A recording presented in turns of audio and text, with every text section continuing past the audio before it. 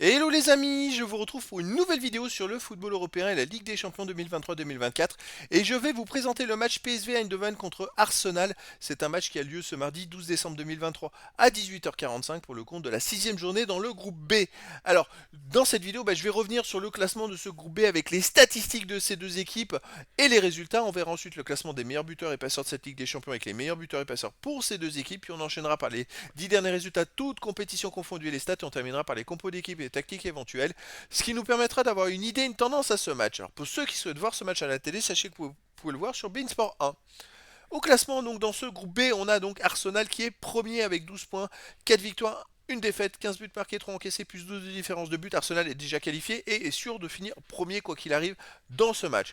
Par contre, de l'autre côté, on a le PSV Eindhoven qui est deuxième avec 8 points, 2 victoires, 2 nuls, une défaite, 7 buts marqués, 9 encaissés, moins 2 de différence de but. Le PSV Eindhoven, il leur faut un match nul simplement pour être sûr d'être qualifié pour les huitièmes de finale. Donc ils ont 3 points d'avance sur le troisième qui est Lens. Et donc un match nul, ça les assurait de se qualifier. Une défaite, ça ne serait pas rédhibitoire parce qu'il faudrait que Lens de l'autre côté gagne à domicile contre Séville.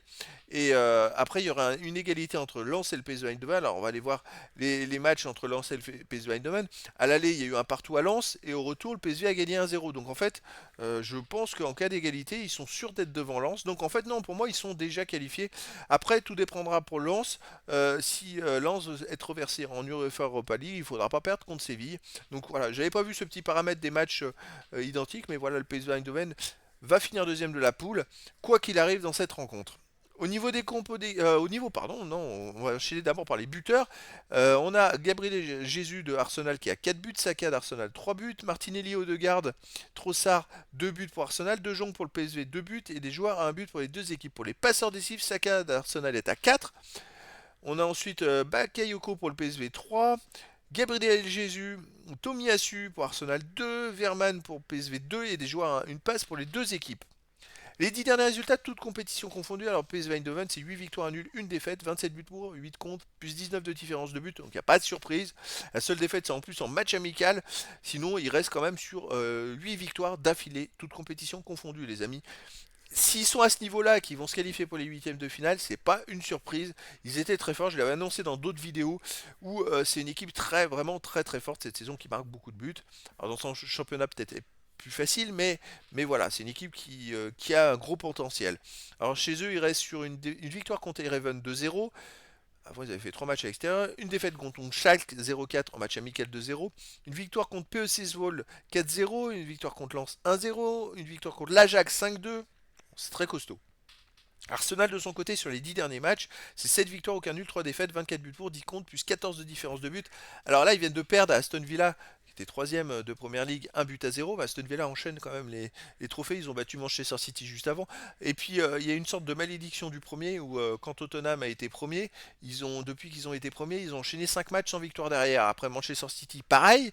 Et là, Arsenal, ils perdent contre Aston Villa, est-ce qu'ils vont enchaîner 5 matchs sans victoire? Je sais pas.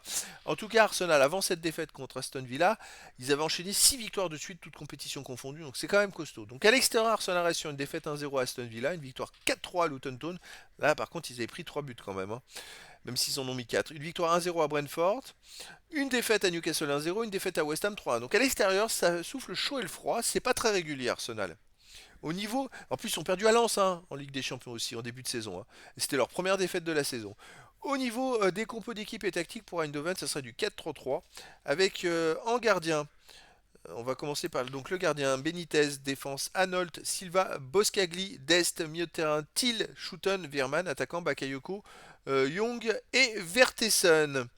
Et pour Arsenal, ça serait la même tactique du 4-3-3 et gardien Raya, défense Zinchenko, Gabriel, Saliba, White, milieu de terrain Havertz, Rice, Odegaard, attaquant Martinelli, Jesus et Saka.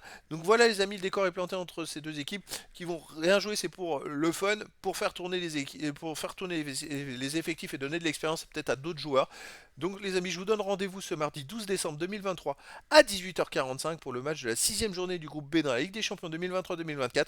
Le PSV Eindhoven, donc qui est deuxième de ce groupe B, reçoit Arsenal le premier. Voilà les amis, je vous dis à très bientôt pour une nouvelle vidéo.